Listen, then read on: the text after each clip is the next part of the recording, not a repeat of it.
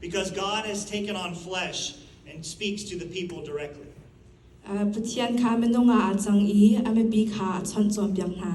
And we know this because Jesus only says to do something or not to do something. He doesn't say God says to do something.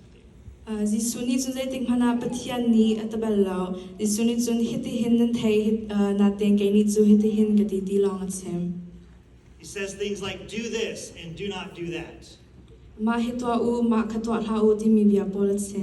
And when you pray, pray like this. He speaks directly as the voice of God. And it's spoken to a community of people who are supposed to respond to that with a relationship with God.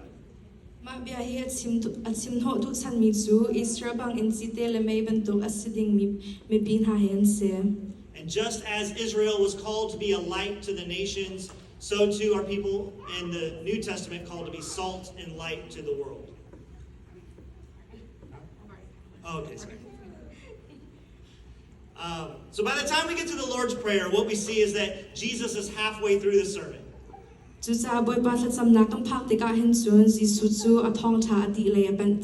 And if we're going to put the prayer in its proper context, we have to remember it's a new Exodus prayer.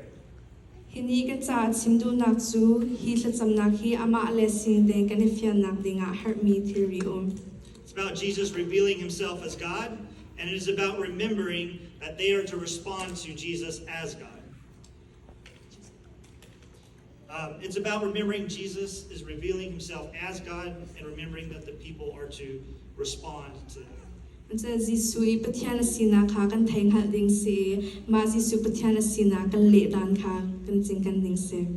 So as we go through this prayer, what we recognize is that it's not an individual prayer.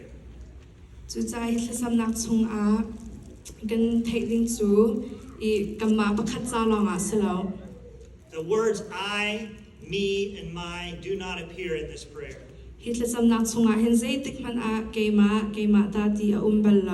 Everything is plural. It's us and our.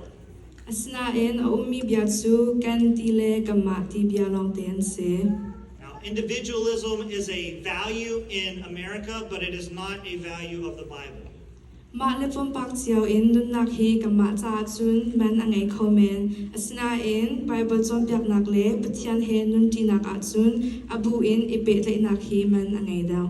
Community, coming together, that's the most important value of the Bible.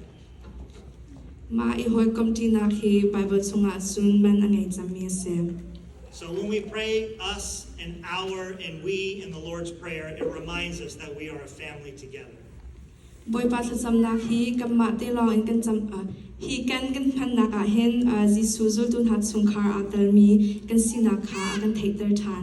And our relationship with God cannot be separated from our relationship from one another.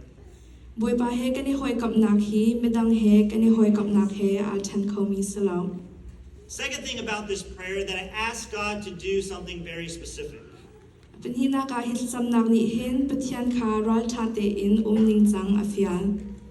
Everything about the new Exodus is about loving God and loving others.